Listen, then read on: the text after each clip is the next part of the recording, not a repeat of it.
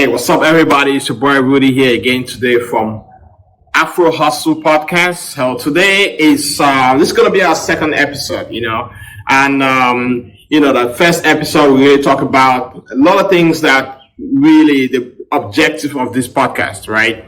And the whole point of this podcast is, like I said in the last episode, was really about all the work that we do as immigrants, immigrants in the United States.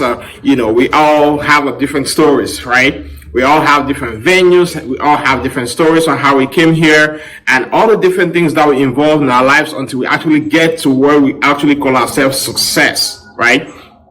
Today's episode, I really wanted to talk about myself. I really wanted to introduce myself. I really wanted to tell you a little bit about me and how I got started, how I came here, how things kind of unfold for me and where I am today. I can't really say I'm like success, a 100% success, but success is not an achievement, so to speak. Success to me is like a journey. When you achieve something, you keep moving to the next, you have the drive to keep getting something better. You have the drive because you really want to get better at whatever activity you engage yourself into. So today I'm really going to talk about myself and how I got started. So actually I came here to the United States through the DV lottery. For those who know the DV lottery, I won the DV lottery. I came here.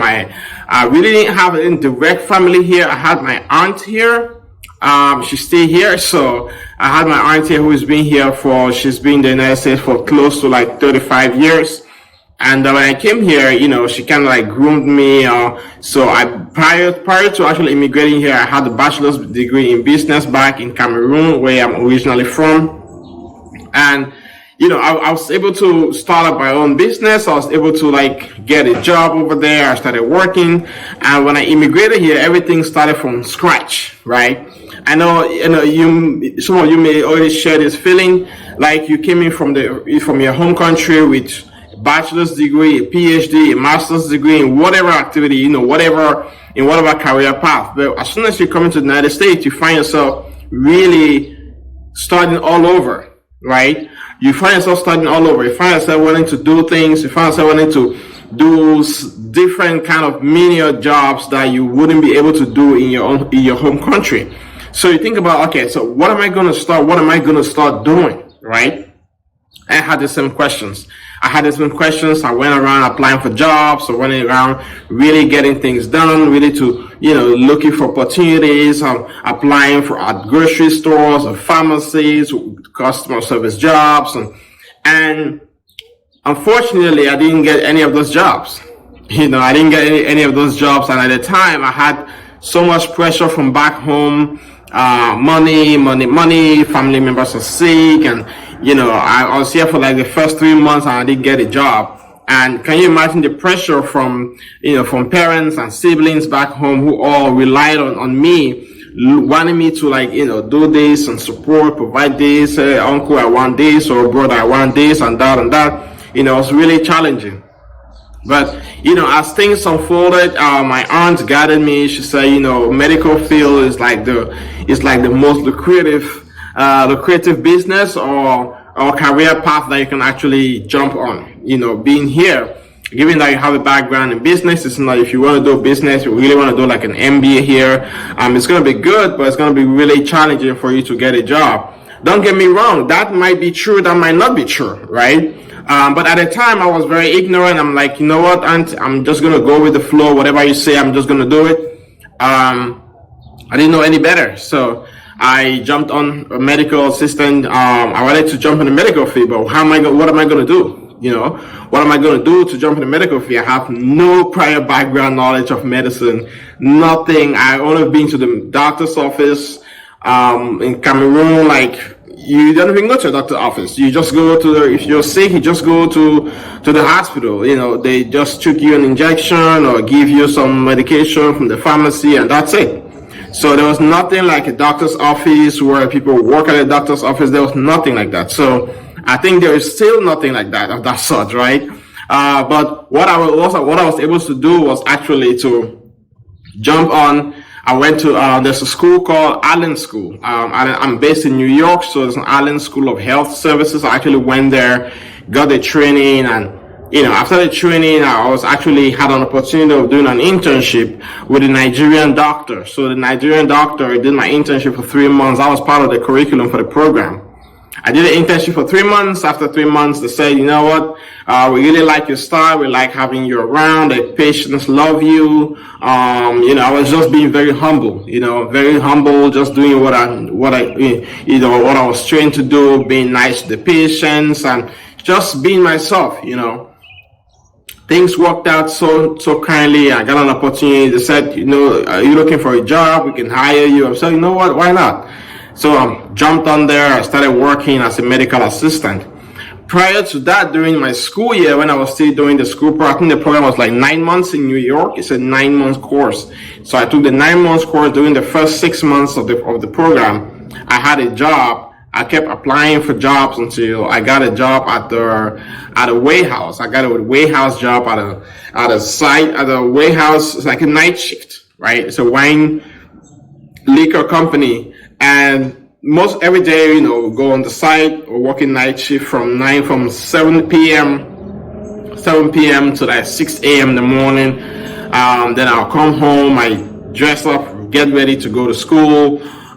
School begins at 8 o'clock. So by the time I'm taking the subway from the train station in Brooklyn all the way back to Queens, I'm already running late for work. I'm already running late for work. Getting my breakfast and just, jumping on the bus to go to school. So I did that for 6 months, and I was able to complete the program. After the program, then got a job at the doctor's office. They gave me an opportunity to be a medical assistant. And I think my first paycheck I got was $14.50 an hour. So $14.50 an hour. That was my first wage that I made, working at the doctor's office. But one of the things that I noticed is that as I kept working at the doctor's office, I started asking myself all these questions like, okay, what am I going to do? What is it I want to do in my life? Do I just want to sit here and be a medical assistant? I've been looking up online, like, okay, what is it about medical assistant? Do they have some sort of a career path? Do they become promoted to be a medical doctor someday? Do they work for 10 years and they become a medical doctor? Do they work for 5 years and get promoted to be a nurse? And I kept asking myself all these questions, and there wasn't any straight answer, and the clear answer was that there is no promotion from a medical assistant. They could promote you to be a senior medical assistant within the doctor's office or within a hospital, or you could do a billing and coding, whatever, some like billing within the healthcare system. So I had all these questions. I kept coming back to me. So I went to the doctor who was he was a primary care doctor. It's a Nigerian doctor who owned the place, and he was like, I asked him, I said, hey, Dr. Ola, so this is, I appreciate you giving me an opportunity to be here, and what is it, what's like a career path? I need some sort of guidance from somebody different, not, no longer a family member, but somebody that's totally different, somebody that can give me, you in the medical field, like, what is it that you see? Speaking to having an opportunity to have interns here every year, and, working with medical assistants here, what is it that you see? So he said, honestly, the field of medical assistant doesn't have any growth. It doesn't have any progress. There's literally nothing outside of being a medical assistant. There's no next step, right? Being a medical assistant. So you can either choose to gain the experience, use the experience as part of your requirement for nursing school. Or you can do that if the clinical hours do count if you want to go to nursing school or medical school, right? Those clinical hours, they do count. We had a student who was actually one of who came in as an intern. So she was planning to go to medical school, and she was able to get all these hours and put them together and use it as part of her application, clinical hours for the medical school. So I started thinking about, okay, what is it I want to do right now? Because it's getting really, I've been working here for about 12 months, and I'm like, you know what? I really want to do something different. I feel like I feel like I have so much more to give. I feel like I have so much energy. Just coming here and hanging out with patients, picking charts and giving it to the doctor. I wanted to engage more. So I wanted to have an opportunity where I could engage more and find myself being more involved in the medical field and help assist more with the process. So at the time, of course, I was doing this job and I was still doing the night shift. So it became very intense because I would leave this job. I'll leave my job at 5 o'clock. No, we're leaving at 4 p.m. We're working from 8 to 4. So 4 p.m. I'll take the bus home. I'll get a little rest. I wouldn't even rest. I think I'll just go home, change, and just get on the train to the night job. So the night job, I have to start a night job at 7 o'clock. So from 4 p.m., take a bus, 1 hour home, jump on the train, an hour to the 1 hour to the night shift. So I'll just sleep on the train for an hour, get a night shift, work all night, get up in the morning, 6 a.m. Sometimes I leave there at 5 a.m., jump on the subway, sleep there for about another 2 hours, coming home, get ready for the next job. So it was intense. Yes, it was intense, and that's the lifestyle that I probably haven't said this to anyone yet, but it was really intense for the last. I would say I did that for like a year and a half. I did that for a year and a half, and I had about 3 to 4 hours of sleep every night for a year and a half. And somebody asked me, one of my guys whom I was working with together at the warehouse, like, dude, why do you work so much? It's like you're doing all these things, you do all these things. You can just drop one job and do whatever. I'm like, you know what? You were probably born here, and you have all the resources available. Probably don't have a family. You just do whatever you want to do, right? But I'm an immigrant, and I feel like I have so much pressure from back home, and I'm here for a reason. I feel like I have so much to do. I feel like I have so much accomplished, right? I know some of you may already be feeling this. Some of you are feeling this same pressure, right? You feel the same pressure, and sometimes you can easily get pushed to doing something that may not be something you really want to do for the rest of your life, but it's something that you had the opportunity to do right now, right? So I did that for a year and a half, and I was able to, like, you know what? I'm just gonna switch, leave this job. But before leaving the second job, before leaving the night shift, I actually made sure that I was confident in what I'm getting next to. I was confident in what I'm going to be doing next. So speaking with his doctor, speaking with them over there at the doctor's office, spoke to them about my goals and my aspirations, what I plan to do in my life, and they were like, you know what, we actually have a research practice that, they were conducting clinical research. Some people may not know what clinical research is, but so before medications come to the shelf, of course, you may have heard about clinical research now with the COVID-19 and everything. So clinical research primarily, it's called human clinical research. Primarily, it's just about conducting or testing new medications on patients. Medications that have not been approved by the FDA for commercial use, but it's been approved temporarily by the FDA for doctors and pharmaceutical companies to test these medications on patients. So when they're able to test medication on patients, we gather the data, analyze the data, or submit the data to the FDA. FDA analyze the data, see if the data fits, if it's safe and if it's safe and effective for the patients for patients of certain disease group to actually take this medication and actually get treated. So they had something like this going on in this doctor's office, and I was really poised. I was really moved to kind of like,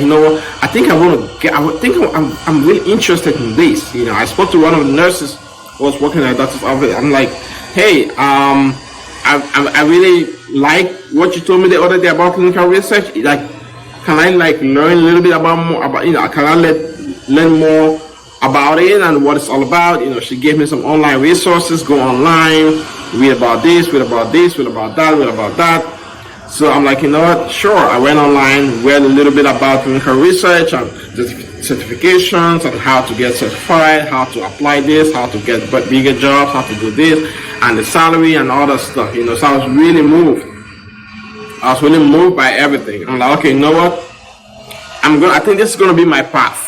This is gonna be my path. Let me see what I can do about this. So I went online. I got into an online program in clinical research and studied. I did the program for 1 year. At the time, doing the program, I was still working at the doctor's office. Then I started assisting the clinical research team. I was assisting the research team, and also assisting the clinical team, being a medical assistant. So it was a combo of like those different activities that I engaged myself into. But I really liked it because it gave me a robust experience and exposure in clinical research, and actually gave me an opportunity to think about what is it I really wanted to do with myself. So that's where my career in clinical research started. I can't wait to tell you a little bit more about how that has progressed throughout the years, and how I've been here, progressed throughout the years in my life, and how I've definitely used that to build a career for myself. And with the support of others, of course, I've been able to develop this amazing career. And it's a very, in my opinion, I think clinical research field is it's a growing field, which has the potential to actually expand more.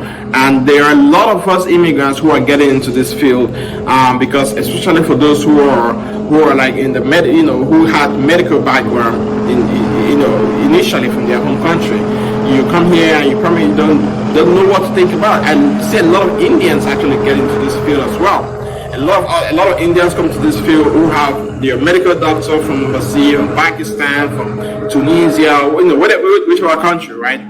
But they come here and they think about clinical research like the path to go. It's like the way for them to go. So I appreciate you guys hanging out with me today. I'm going to be going more in the next episode, more into detail about my day-to-day career, like my day-to-day activity as a clinical researcher. Then I'm going to be having some of our guests come on board, because I have some of our guests who have been waiting. They're like, Rudy, I really want to jump on this show. I really want to talk about my career. I really want to talk about my goals. I really want to talk about how my journey, my American journey, So I really want to talk about my American journey, to think about how things actually unfolded for me, how I actually became successful. How I actually became successful to the level that I am. And I'm really excited, because that's not only going to be valuable to me, but it's going to be valuable to you as well. It's going to be valuable for you to listen to. It's going to be valuable for you to see that there are a lot of opportunities for you to actually succeed. A lot of opportunities for you to jump on. Being an immigrant doesn't mean you have to kickstart your life, or you have to you have to press the reset button on your life, right? But there are a lot of opportunities for us to engage into. And I'm going to be having our famous guests come on board and tell us a little bit more about their experiences, their exposure, and their journey. So thank you guys very much. I can't wait to see you in the next episode. Be safe.